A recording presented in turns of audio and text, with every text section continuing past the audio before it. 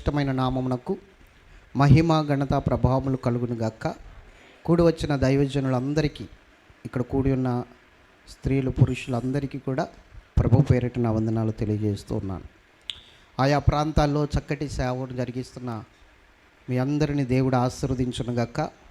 దేవుడు మిమ్మల్ని దీవించును గాక. ఆమేన్.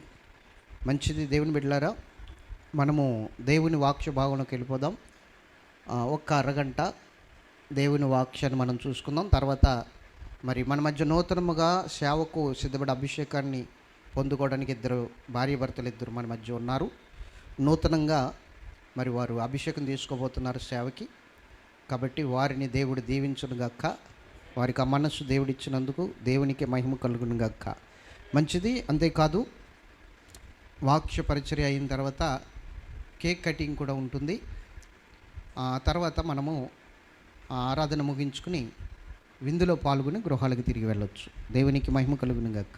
కాబట్టి ప్రతి ఒక్కరూ సిద్ధపడాలి.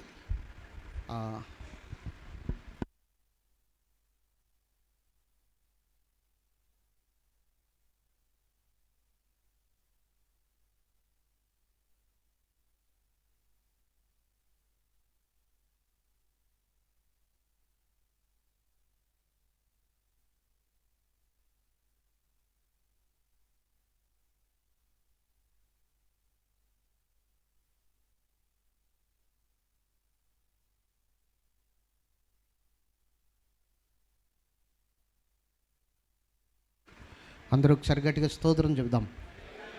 హల్లెలూయా. దేవుని బిడ్డలారా, హెబ్రీ పత్రిక 10వ అధ్యాయము 37, 38 వచనాలు, 39, 3 వచనాలు మనం చదువుకుందాం. 37, 38, 39. 10 హెబ్రీ పత్రిక 10, 37, 38, 39.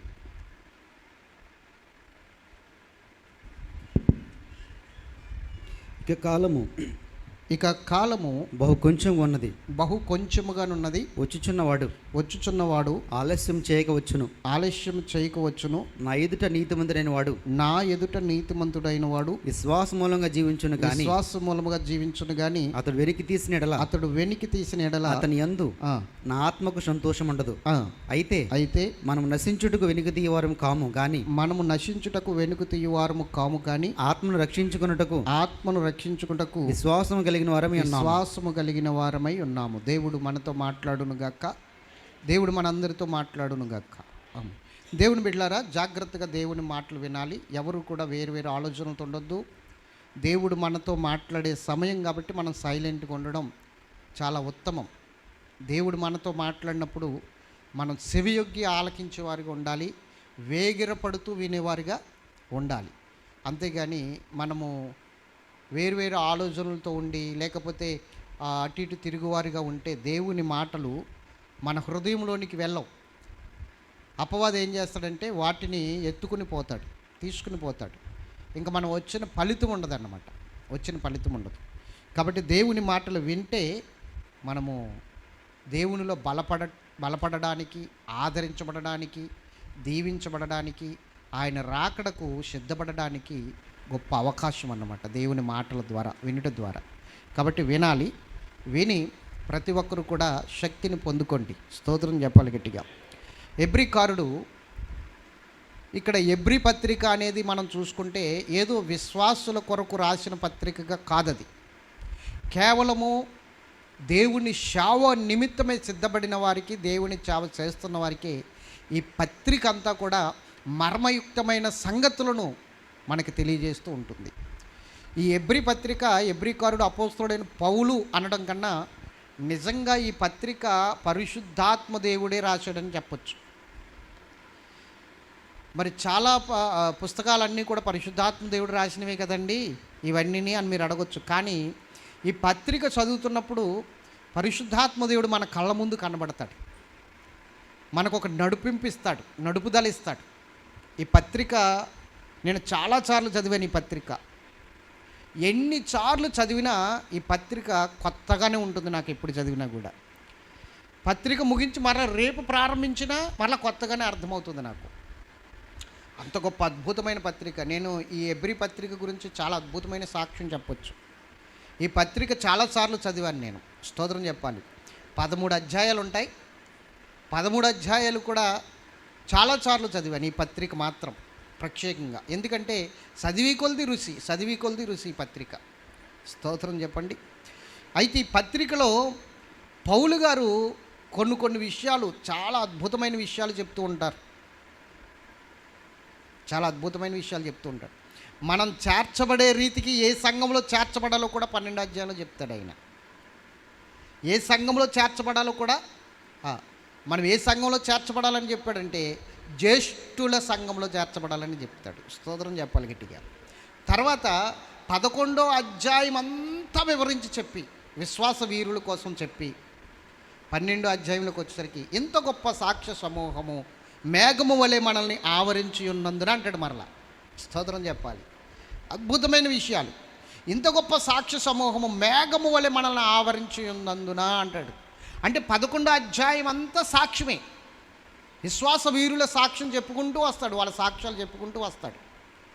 ఏమండి, ఏబేలు కానించి మొదలు పెడతాడు. ఏబేలు కానించి చెప్పుకుంటూ విశ్వాస వీరులు అందరి గురించి చెప్పుకుంటూ వచ్చి 12వ అధ్యాయంలో ఇంత గొప్ప సాక్ష్య సమూహం మన ముందుంది, మేఘము వలె మనల్ని ఆవరించి ఉంది, మనం ఎందుకు భయపడాలి, మనం ఎందుకు చిగ్గుపడాలి, మనం ఎందుకు వెనకంజ వేయాలి అన్నట్లుగా మాట్లాడతాడు. దేవునికి మహిమ కలుగును గాక. కాబట్టి మనము ఈ పత్రికలోనే 13వ అధ్యాయంలోనే సేవకునికి ఉన్న విలువ కూడా చెప్తాడు. సేవకుని ఎలా అనుసరించాలో కూడా విశ్వాసులకు చెప్తాడు.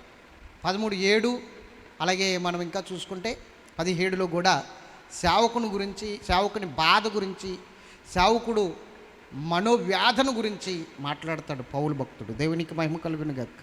హల్లెలూయా. ఈ పత్రికలో చాలా ముఖ్యమైన విషయాలు కేవలం సేవకులకు మాత్రమే అన్నట్లుగా ఉంటాయి. చాలా విషయాలు సేవకునికి మాత్రమే అన్నట్లుగా ఉంటాయి. కాబట్టి పత్రిక చదువుతున్నప్పుడు నీవు పరిశుద్ధాత్మ నడుదలకు గనక నువ్వు అప్పచెప్పుకుంటే ఈ పత్రికలో ఉన్న విషయాలన్నీ కూడా పరిశుద్ధాత్మ దేవుడు నీకు తెల్లగా బోధిస్తూ ఉంటాడు. చాలా అద్భుతమైన విషయాలు. కాబట్టి పత్రిక గురించి పరిచయం చేయాలనుకున్నాను, కాబట్టి పరిచయం చేస్తున్నాను. సబ్జెక్టులోనికి వెళ్దాం. స్తోత్రం చెప్పాలి. ఇక్కడ అపోస్తులుడైన పౌలు ఇక కాలము బహు కొంచెముగా ఉన్నది. చెప్పండి, కాలము. పరిశుద్ధ గ్రంథం ఎప్పుడూ కూడా 2000 సంవత్సరాల క్రితం రాశారు కాబట్టి, మొదటి శతాబ్దంలో రాశారు కాబట్టి ఈ గ్రంథాన్ని, ఆ తర్వాత ఈ బైబిల్ గ్రంథం మనకు వచ్చింది కాబట్టి ఆ శతాబ్దానికి సంబంధించిన రీతిలో చూడకూడదు ఎప్పుడు కూడా. ఈ పరిశుద్ధ గ్రంథము భూత, వర్తమాన, భవిష్యత్తు కాలానికి సరిపోయేది. 3 కాలాలకి సరిపోయే గ్రంథము పరిశుద్ధ గ్రంథము. భూత, వర్తమాన, భవిష్యత్తు కాలానికి సరిపోయే గ్రంథం పరిశుద్ధ గ్రంథం. పరిశుద్ధ గ్రంథాన్ని మించిన గ్రంథం లేదు. ఈ వేద గ్రంథము సత్యవేదం అంటారు దీన్ని. సత్యవేదం, వేదములన్నిటికన్నా బహువేదము, సత్యవేదము పరిశుద్ధ గ్రంథమే. కాబట్టి వేదాలన్నీ దేవుని గూర్చిన ఆనవాళ్ళు చెప్పాయి. ఈ సత్యవేదం మాత్రం కరెక్ట్గా దేవుడు ఎవరో చూపించి మన ముందుకు తీసుకొచ్చింది. కాబట్టి ఇక కాలము బహు కొంచెముగా ఉన్నదన్నది అప్పుడుకైతే కాదు, కానీ ఇప్పుడుకు మనకు చెప్పడానికి పరిశుద్ధాత్మ దేవుడు ఈ మాటలు రాయించి ముద్రించి మనకు అందించాడు. ఇప్పుడు మనం ఆలోచన చేస్తే కాలము బహు కొంచెముగానున్నది. చెప్పండి, కాలము బహు కొంచెముగా ఉన్నది. వచ్చుచున్నవాడు ఆలస్యము చేయక వచ్చును. నా ఎదుట నీతిమంతుడైన వాడు విశ్వాసం మూలముగా జీవించును, కానీ అతడు వెనుక తీసిన ఎడల అతని యందు నా ఆత్మకు సంతోషము ఉండదు. అంటే ఇప్పుడు ఇక్కడ మీరు అర్థం చేసుకోవాల్సిన విషయం ఏంటంటే, సేవకు ప్రిపేర్ అవుతున్నవారు కానీ, సేవ చేస్తున్నవారు కానీ, లేకపోతే సేవకు ఇప్పుడిప్పుడే వెళ్తున్నవారు కానీ ఎవరైనా సరే అర్థం చేసుకోవాల్సింది ఏంటంటే, ప్రారంభము కన్నా ముగింపు చాలా ప్రాముఖ్యమైనది. నీ క్రైస్తవ జీవితంలో ప్రారంభం అనేది ఎవరైనా ప్రారంభిస్తారు. ఆ ఉత్సాహం అటువంటిది, ఆ ఉత్తేజం అటువంటిది, ఆ రోషం అటువంటిది ప్రారంభంలో. ఎవరికైనా ప్రారంభంలో రోషం ఉంటుంది.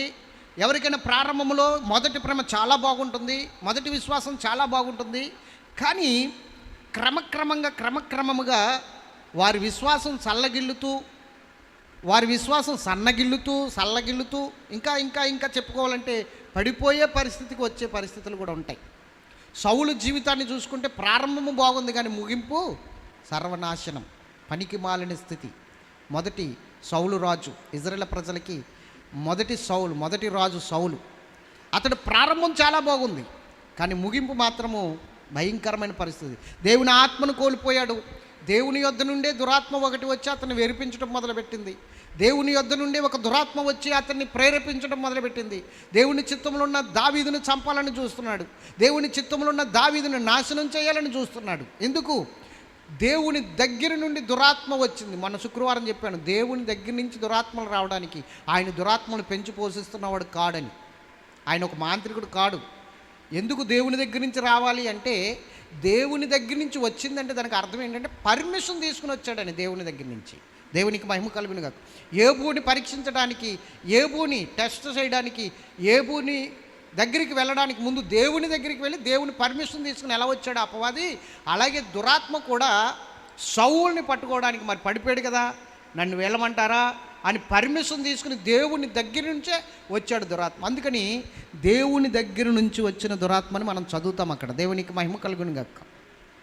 కాబట్టి దేవుని బిడ్డలారా జాగ్రత్తగా వినండి. మన ప్రారంభము ఎంతో బాగుంటుంది, చాలా బాగుంటుంది. అప్పుడు చూడండి, ఎన్ని కష్టాలైనా ఎదిరిస్తాం, ఎన్ని ఇబ్బందులైనా సరే సహిస్తాం. ఆఖరికి భోజనం లేకపోయినా, కట్టుకోవడానికి వస్త్రం లేకపోయినా, ఉండడానికి ఇల్లు లేకపోయినా, ప్రభువా ఒక్క ఆత్మ రక్షించబడితే చాలు ప్రభు అని ప్రయాసపడతాం. ఒక్క ఆత్మ రక్షించబడితే చాలు ప్రభు అని చెప్పేసి మనం తిన్నా తినకపోయినా ప్రార్థన చేస్తూ కన్నీరు కారుస్తూ ఎంతో ఎంతో శక్తిని పొందుకుంటూ ఆత్మల రక్షణకై ఆత్మల భారమును పెట్టుకుని ముందుకు వెళ్తాం. కానీ ఒక 10 ఆత్మలు, 20 ఆత్మలు, 30, 40, 50, 100 వచ్చేసరికి ఏమవుతుందంటే ఆ ఆత్మల చుట్టూ ఒక వల వేసి ఇంకా వాళ్ళని కాపాడుకోవడమే సరిపోతుంది మనకి. ఇంకా కొత్త ఆత్మలను రక్షించాలన్న ఆలోచన ఉండదు. ఇంకా వీళ్ళే బయటికి వెళ్ళకూడదు, వీళ్ళని మనం కాపాడుకోవాలి, వీళ్ళని మనం రక్షించుకోవాలి. ఆల్రెడీ రక్షించబడిపోయిన వారిని ఇంకేం రక్షిస్తావు నువ్వు? నేను అంటాను, నీవు నిజముగా దేవుని ఆత్మతో నింపబడిన వాడివైతే నువ్వు చెప్తున్న మాటలు ప్రతిదీ దేవుని ఆత్మతో కనుక వారిని తాకితే వారు ఎక్కడికి వెళ్ళరండి, ఆత్మే వాళ్ళని బంధించేస్తుంది. అక్కడ నువ్వు కాపలా ఉండవలసిన అవసరం లేదు. అందుకని ఈరోజు సేవకులందరూ కూడా ఏం చేస్తున్నారంటే కలిగి ఉన్న ఆత్మలతోనే సంతృప్తి పడిపోతున్నారు. కానీ మిగతా కొత్త ఆత్మలను రక్షించడానికి భారము లేకుండా ఉండడానికి కారణం ఏమిటో తెలుసా? వీళ్ళు ఎక్కడ వెళ్ళిపోతారో, నన్ను విడిచి నా సంఘం విడిచన్న భయం, వీళ్ళు ఎక్కడికి వెళ్ళిపోతారో అన్న భయం వారిని వెంటాడుతుంది. అందుకని నూతన ఆత్మలను రక్షించుకునే టైం వీళ్ళకి ఉండట్లేదు. నూతన ఆత్మలను రక్షించడానికి ఆ టైం కానీ సమయం కానీ వీళ్ళు ఇవ్వలేకపోతున్నారు. నేను అంటాను, దేవుని ఆత్మతో నువ్వు నడిపించబడితే ఎక్కడికి వెళ్తారు సార్ వాళ్ళు? ఒకవేళ వెళ్ళారు, మరలా రావలసిందే దేవుని నడుపుదల్లోకి. అవునా కదా? మరలా రావలసిందే. ఎక్కడికి వెళ్తారు? పరుగులు పెడతారు, పెట్టనివ్వండి. ఓపిక ఉన్నంత వరకు పరుగులు పెడతారు, ఆవేశం వచ్చేందుకు పరుగులు పెడతారు. ఆ తర్వాత సత్యం తెలుసుకుని మరలా వస్తారు, ఖచ్చితంగా వస్తారు. ఎక్కడికి వెళ్ళరు. సంఘం మనది కాదు, సంఘం దేవునిది. దేవుడు తన స్వరక్తముతో ఆ సంఘాన్ని కొని సంపాదించి మనల్ని అధ్యక్షులుగా నిలబెట్టి కాసుకోమన్నాడు. ఆ సంఘాన్ని కాయమన్నాడు, కాస్తున్నాం. ఎందుకు కాయడం అంటే ఏమిటి? మేత పెట్టాలి, నీరు పెట్టాలి. మేత పెట్టి నీరు పెట్టి అన్ని అవసరాలు తీర్చాలి. దేవుడు వచ్చేసరికి వాళ్ళని బలముగా పుష్టిగా తయారు చేసి ఆయనకు అప్పగించాలి ఈ సంఘాన్ని. అది మన పని, అంతే. ఇంకా రెండో పని ఏమీ లేదు మనకి. దేవుడు నీకు ఎంతమందిని ఆత్మలను అప్పగిస్తున్నాడో వాళ్ళందరినీ కూడా నువ్వు రెడీ చేయాలి. ఎలా రెడీ చేయాలి? నేను అంటాను, సంఘము కట్టేయడం పెద్ద గొప్ప కాదు. నేను ఫస్ట్ నుంచి చెప్తాను విషయాలు. సంఘం కట్టేయడం గొప్ప కాదు. నాకు 100 మంది సంఘం ఉన్నారు, 200 మంది సంఘం ఉన్నారు, 500 మంది సంఘం ఉన్నారని చెప్పుకోవడం గొప్ప కాదు. ఆ సంఘాన్ని నువ్వు పెళ్లి కూతురుగా తయారు చేయడము గొప్ప, పెళ్లి కుమార్తెగా మార్చడము గొప్ప, ఆ సంఘానికి ఒక సాక్ష్యము ఏర్పరచడం గొప్ప. ఈ పనిలో మనం ఎలా ఉండాలి అంటే, ఏ విధముగా ఉండాలి అంటే, అనేక విషయాలు, శోధనలు, ఇబ్బందులు, ఇరుకులు, సమస్యలు ఎన్నో వస్తాయి. కానీ వాటన్నిటిని ఏం చేయమంటున్నాడో తెలుసా దేవుడు? చూడండి, అదే ఎబ్రీ పత్రిక 12వ అధ్యాయము 1 కానించి మనం చదువుదాం. అదే ఎబ్రీ పత్రిక 12:1 కానించి. ఇంత గొప్ప సాక్షి సమూహము మేఘం వలె మనల్ని ఆవరించి ఉన్నందున మనము కూడా ప్రతి భారమును, జాగ్రత్తగా వినండి, ఏం చేయాలట? ప్రతి భారమును, సులువుగా చిక్కులు పెట్టు పాపమును విడిచిపెట్టి. అది సులువుగా సిక్కుళ్ళు పెట్టే పాపము. తెలుసా మీకు ఇది? సులువుగా సిక్కులు పెట్టేస్తుంది. అసలు ఏ కారణం లేకుండానే ప్రాబ్లమ్స్ వచ్చేస్తాయి, ఏ కారణం లేకుండానే గొడవలు జరిగిపోతాయి, ఏ కారణం లేకుండానే భయంకరమైన పరిస్థితులు ఏర్పడిపోతాయి. చుట్టూ వలయములాగా ఒక భయంకరమైన పరిస్థితి మనల్ని ఆవరించేస్తుంది. అందుకని చూడండి, సులువుగా చిక్కుళ్ళు సులువుగా పట్టేస్తుంది అనమాట. చిక్కులు సులువుగా ఇరుక్కుపోతాం, చాలా సులువుగా. అది మాట ద్వారా కావచ్చు, తలంపు ద్వారా కావచ్చు, ఉద్దేశాల ద్వారా కావచ్చు, క్రియల ద్వారా కావచ్చు. అందుకని దేవుడు అన్నాడు, నువ్వు మాట్లాడేటప్పుడు జాగ్రత్త, నీ నోటిని నీ నాలుకను కాసుకుంటే శ్రమలలో నుండి నీ ప్రాణమును తప్పించుకుందు అంటాడు ఆయన. ఏమన్నాడు? నీ నోటిని, నీ మాటలను, నీ నాలుకను, నీ నోటిని కాసుకోవాలి. 6 అంగుళాలు నాలిక 6 అడుగులు బాడీకి శ్రమ తీసుకొస్తుంది. గుర్తుంచుకోండి, చాలా ప్రమాదకరమైన విషయం. కాబట్టి ఈ నోటి మాట అగ్ని వంటిదే అని కూడా బైబిల్ గ్రంథంలో యాకోబు చెప్తాడు. నాలిక అగ్ని వంటిదే అంటాడు. కాబట్టి చాలా జాగ్రత్తగా ఉండాలి. సేవ చేస్తున్నామంటే మన ఇష్టానుసారంగా, మన చిత్తానుసారంగా కాదు. మనకంటూ ఒక యజమానుడు ఉన్నాడు. ఆ యజమాని చిత్తానికి తల వంచవలసిందే, ఆ యజమాని చెప్పినట్లు చేయవలసిందే. ప్రతిదీ యజమానికి లెక్కప్ప చెప్పవలసిందే.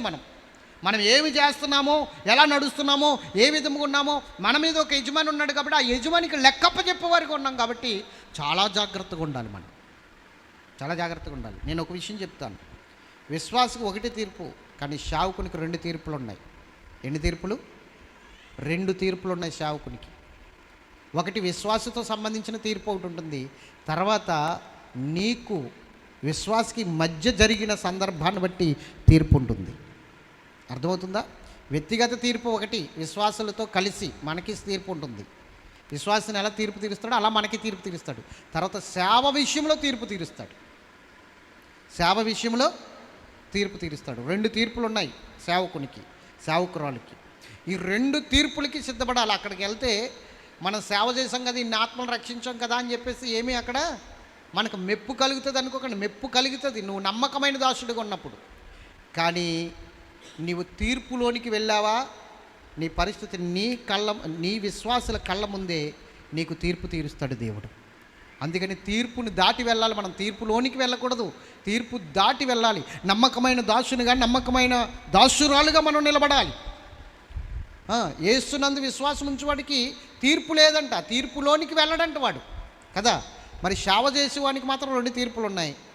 నువ్వు విశ్వాసగా ఒక తీర్పు తప్పించుకున్న, సేవకునిగా ఇంకొక తీర్పు ఉంటుంది.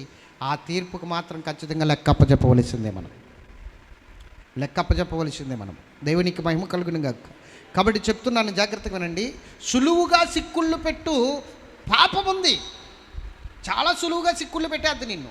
చాలా సులువుగా ఆ పాపంలో పాడేస్తుంది, ఆ భయంకరమైన పరిస్థితుల్లో పాడేస్తుంది. ఇంకా లేవలేవు, మనశ్శాంతి ఉండదు, సమాధానం ఉండదు, నెమ్మది ఉండదు. ఏం చేస్తున్నావో నీకు అర్థం కాదు. సేవ మీద దృష్టి లేకుండా, సేవ మీద ఆలోచన లేకుండా, సేవ మీద తలంపు లేకుండా కృంగిపోయేటట్లు చేస్తాడు వాడు. చాలా భయంకరమైన పరిస్థితి. సేవకుడు అంటే ఎలా ఉండాలి, ఏ విధంగా ఉండాలో కూడా మెలకువలు మనం తెలుసుకుని ఉండాలి. నేను మరలా చెప్తున్నాను, ఒక విషయం గుర్తుంచుకోండి.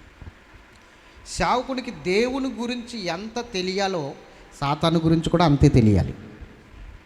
గుర్తుంచుకోండి, దేవుని గురించి ఎంత తెలియాలో సాతాను గురించి కూడా అంత తెలియాలి. దేవుని ప్రణాళిక నీకు ఎంత ప్రాముఖ్యమో తెలియడం, దేవుని ప్రణాళిక, దేవుని చిత్తం నీకు ఎంత ప్రాముఖ్యమో తెలియడం, అలాగే సాతాను తంత్రాలు కూడా ఎరిగి ఉండడం అంతే ముఖ్యం.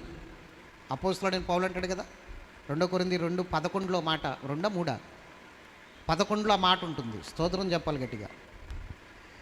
సాతాను తంత్రాలు మనం ఎరగని వారము కాము అంటాడు. ఎరిగిన వారిగా ఉండాలి, ఎరగని వారిగా కాదు, ఎరిగిన వారిగా ఉండాలి.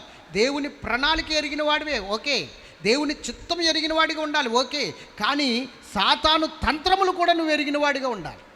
సాతాను తంత్రాలు కూడా నువ్వు ఎరిగిన వాడిగా ఉండాలి. లేకపోతే వాడు ఎక్కడో దుక్కుని పాడేస్తాడు, నిన్ను మోసగిస్తాడు. ఎక్కడో దుక్కుని మోసగిస్తాడు, నిన్ను పాడేయడం ఖాయం, నిన్ను మోసగించడం ఖాయం, దేవుని చిత్తంలోంచి బయటికి తీసుకురావడం ఖాయం.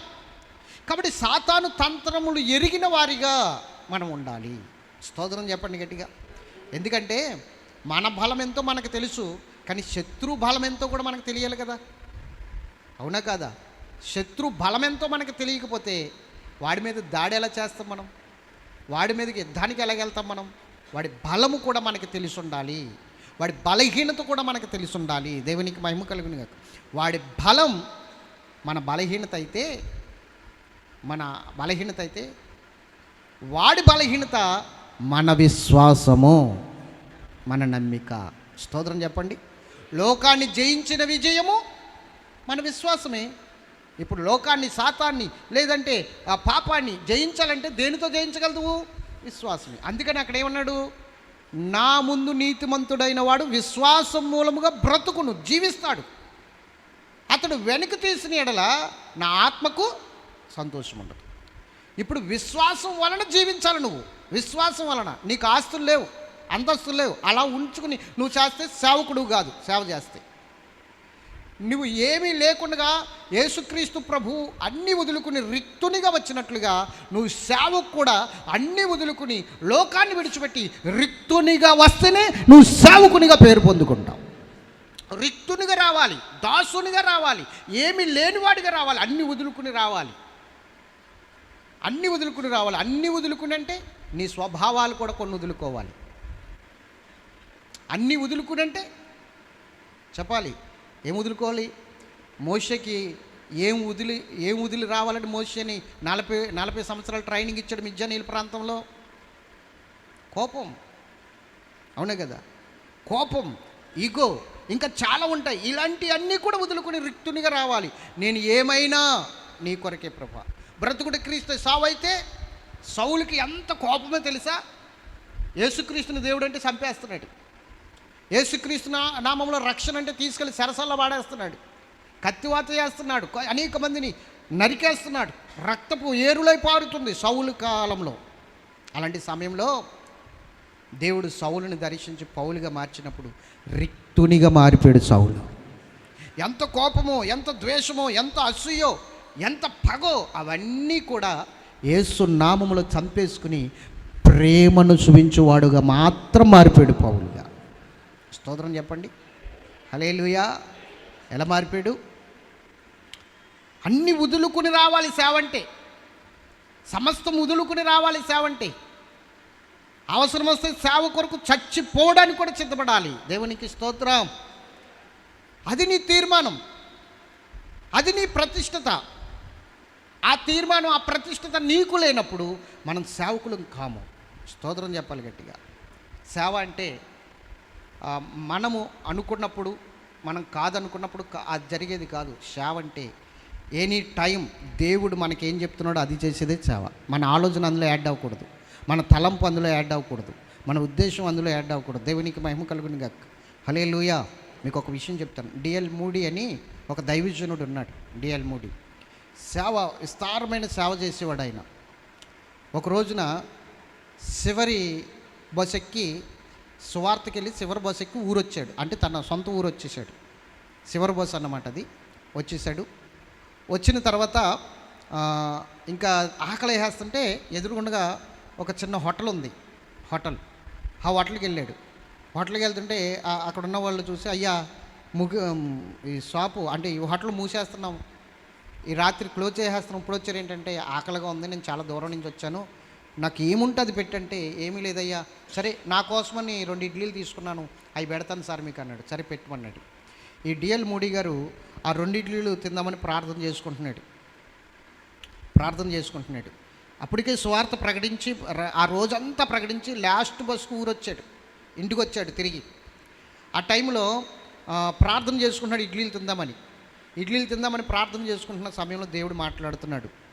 నీకు ఇడ్లీలు సప్లై చేసిన ఆ సహోదరుడికి నన్ను గురించి, నా ప్రేమను గురించి ప్రకటించంటున్నాడు, చెప్పు అంటున్నాడు.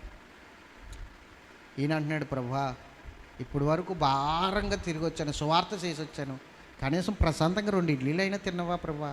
ఈ 2 ఇడ్లీలు తిన్నాక చెప్తానులే, ఈ 2 ఇడ్లీలు తిన్నాయి ప్రభా అంటున్నాడట. కాదు, ముందు చెప్పు అంటున్నాడు ప్రభు.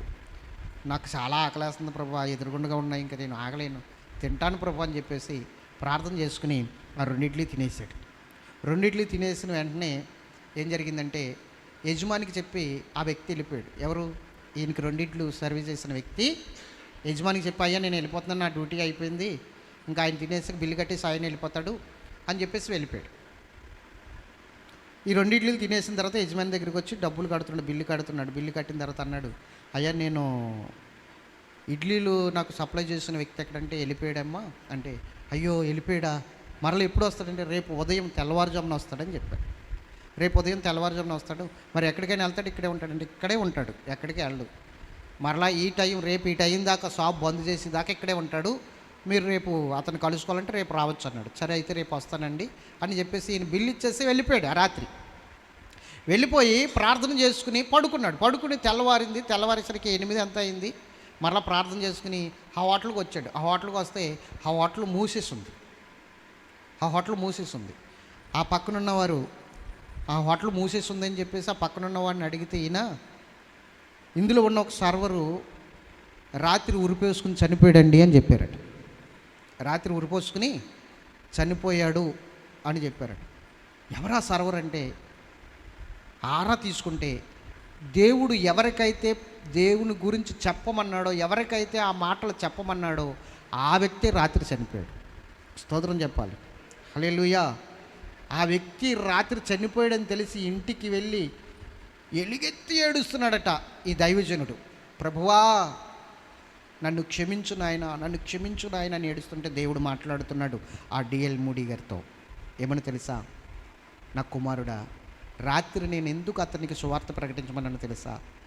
రాత్రి అతని మీద సాతాను దాడి చేసి అతన్ని మరణానికి నడిపిస్తుంది. ఆ సమయంలో నువ్వు గనక నా గురించి, నా ప్రేమను గురించి 4 మాటలు చెప్తే, ఒక ఆదరణకరమైన మాటలు అతనికి చెప్పుంటే అతడు ఆ సావు అంచుల వరకు వెళ్ళి తిరిగొద్దుడు. నాకు రక్షణలోనికి ఆ సహోదరుడు వద్దుడు. నువ్వు అతని సావుకు కారణమయ్యావు. నా కుమారుడా, నువ్వు తీర్పులో లెక్కప్పచెప్పాల ఆత్మ నిమిత్తము అని మాట్లాడాడు డిఎల్ మూడీతో దేవుడు.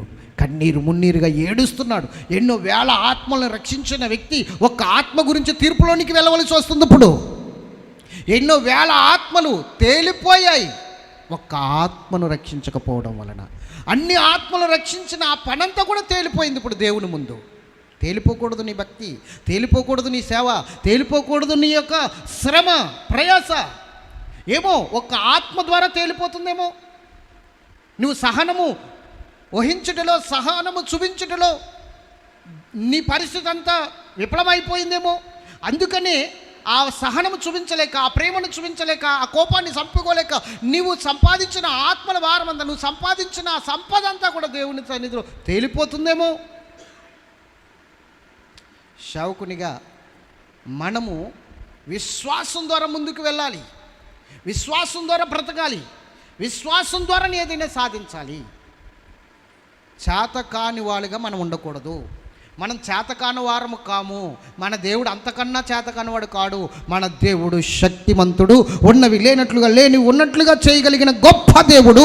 ఆయన మన వెనకాల, మన ముందు ఆవరించి ఉండగా మనము ఎందుకు చేతకాని వారం అవుతాము? ఎందుకు చేతకాని మాటలు పలకవలసి ఉంది? మనము చేతకాని మాటలు మనం పలకూడదు.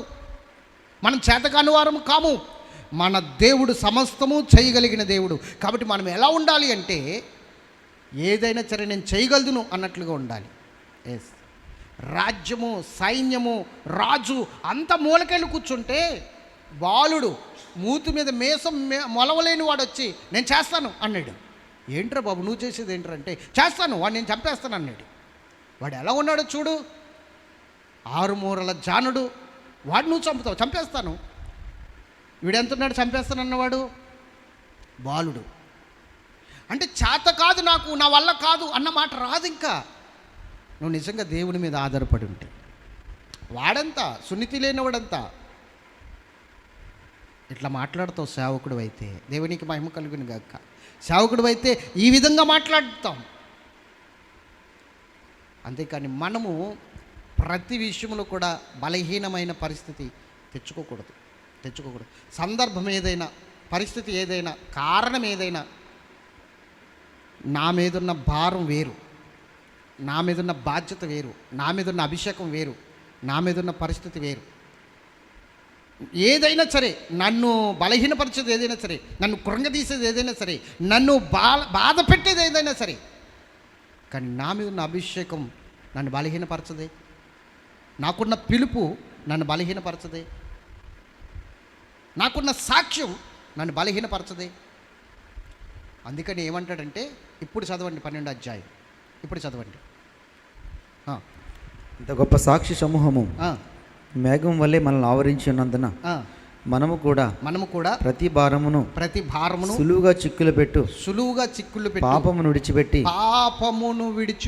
విశ్వాసమును విడిచిపెట్టాలి. మనమే విడిచిపెట్టాలి. అది మనల్ని విడిచిపెట్టదు, కానీ మనమే విడిచిపెట్టాలి.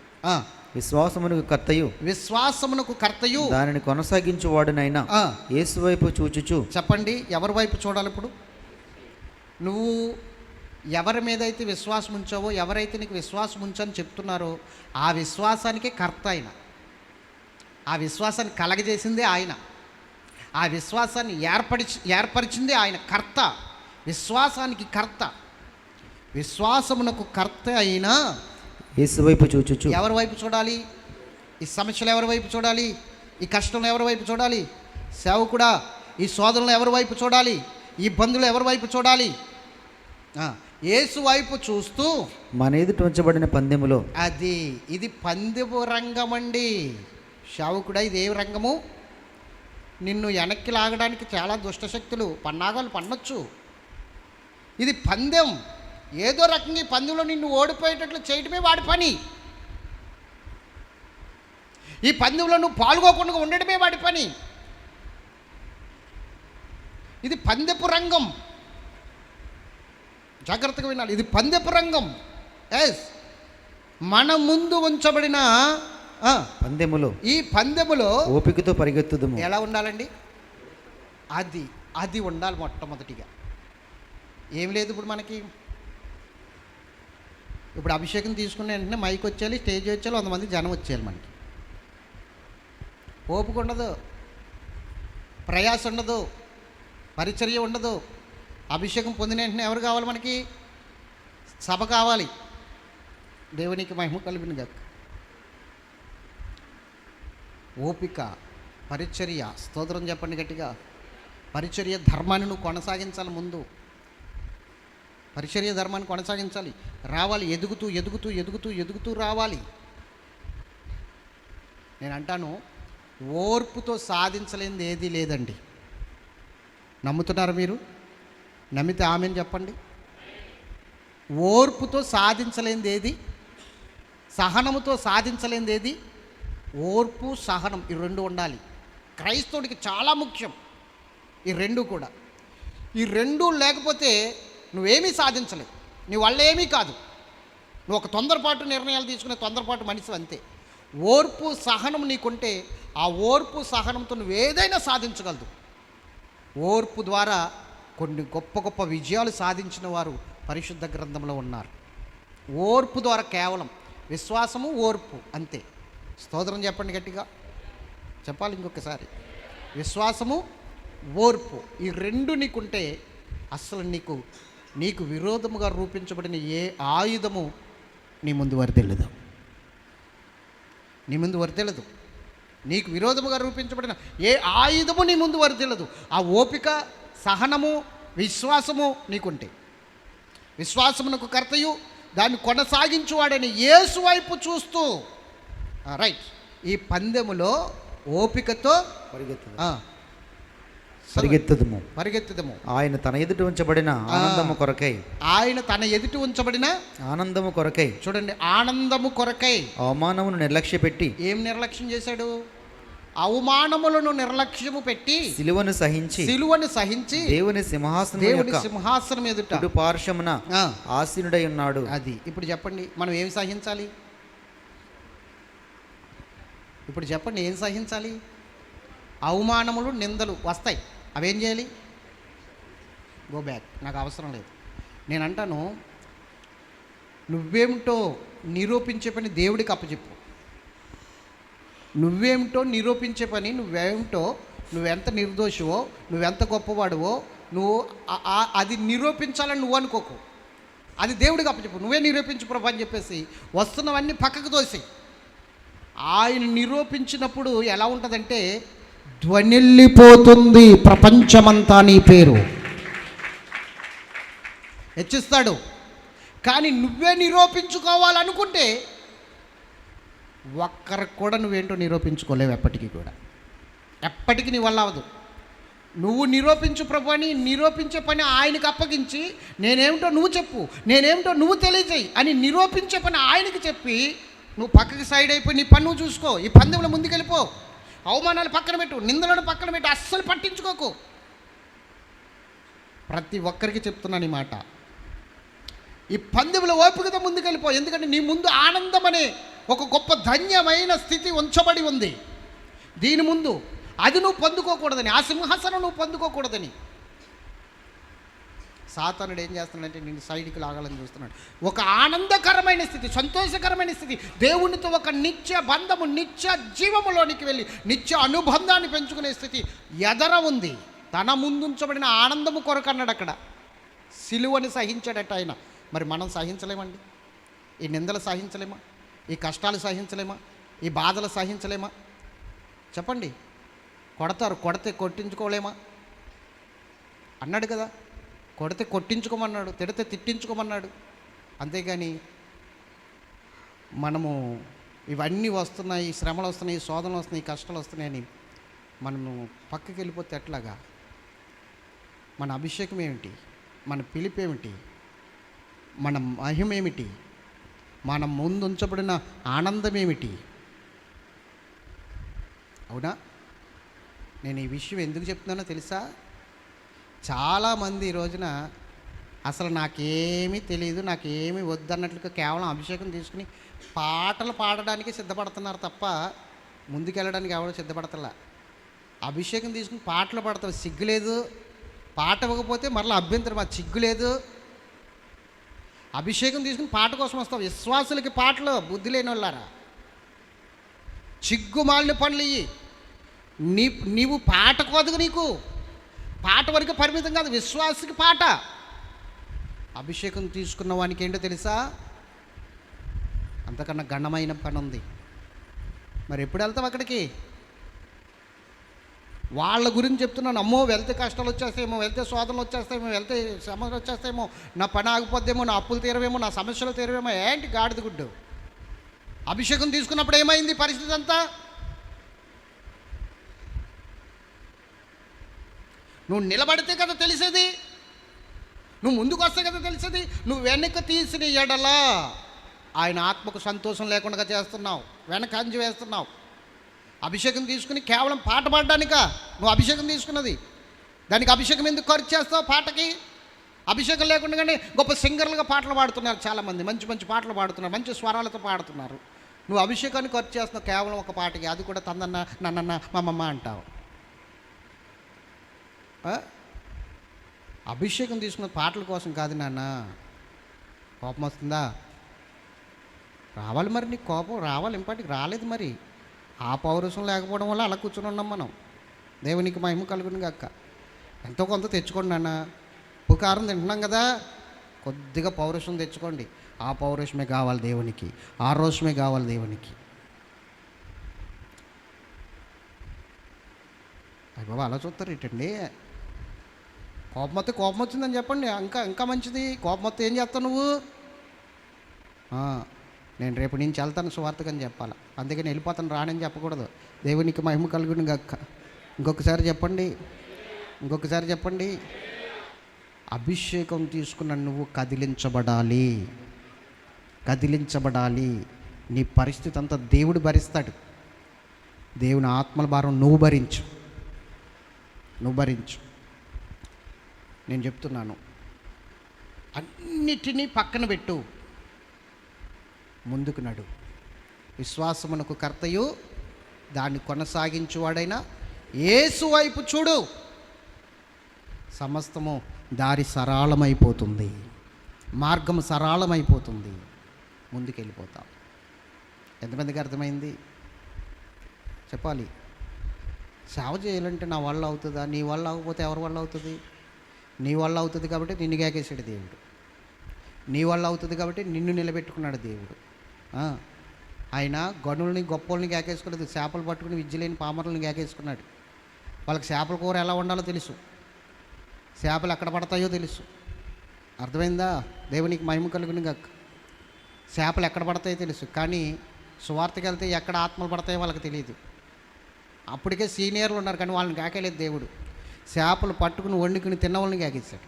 దేవునికి మహిమ కలుగును గాక. అందుకే నాకు చేపల కూర అంటే చాలా ఇష్టం. దేవునికి మహిమ కలుగును గాక. ఇంకొకసారి చెప్పండి హల్లెలూయా. యేసుబాబు కూడా చేపలు అంటే ఇష్టం. అందుకని ఆయన పిల్లలారా మీ దగ్గర తినడానికి ఏమైనా ఉన్నాయని చెప్పేసి వడ్డీ దగ్గరికి వెళ్ళి చేపలు కాల్చుకుని తింటాడు ఆయన. స్తోత్రం చెప్పండి. నేను అంటున్నాను ప్రియులారా, మనము విద్య లేని పామరులం కదా, మన ద్వారానే దేవుడు ఒక ప్రణాళిక ఏర్పరచుకుని కథ నడపాలని చూస్తున్నాడు. జ్ఞానుల్ని, బలవంతులని, గొప్పవారిని ఆయన పిలవలేదు, నిన్ను నన్ను పిలిచాడు. అంటే మన ద్వారా దేవునికి మహిమ రావాలని, ఆయనకి ఘనత రావాలని. కాబట్టి ఆ ఘనతను నువ్వు పోగొట్టొద్దు దయచేసి, ఆ మహిమను నువ్వు తొలగించొద్దు దయచేసి. నిలబడి ఆయనకి రావలసిన మహిమను, ఆయనకి రావలసిన ఘనతను ఆయనకి అందించు. ఖచ్చితంగా దేవుడు నిన్ను వాడుకుంటాడు, వాడుకుని తీరతాడు. ఖచ్చితంగా వాడుకుంటాడు. అర్థమైందా? చెప్పండి, ఎంతమంది సిద్ధపడతారు ఈ సంవత్సరంలో? సిద్ధపడతానన్నవారు చెప్పాలా? వదలనేను మిమ్మల్ని. లేకపోతే గట్టిగా ఇలాగంటారేంటి? పైకి లేవాలా చేతులు. ఈ సంవత్సరంలో నేను సిద్ధపడతాను, ఆత్మల ప్రయాస కోరం, ఇంక నేను వదలనన్నవారు గట్టిగా చెప్పాలా. హల్లెలూయా. నీరుడు కన్నా ఈ సంవత్సరం సంఘాలు ఉన్నవారు, సేవ ఉన్నవారు ఈ సంవత్సరం రెట్టింపు ఆత్మలను సంపాదించి పెట్టాలా. నీరుడు కన్నా, అర్థమవుతుందా? నీరుడు కన్నా రెట్టింపు ఆత్మలను సంపాదిస్తామని సంఘాలు ఉన్నవారు చేతులు పైకెత్తండి. ఈ సంవత్సరం రెట్టింపు ఆత్మల్ని, దేవునికి మహిమ కలుగును గాక. రైట్.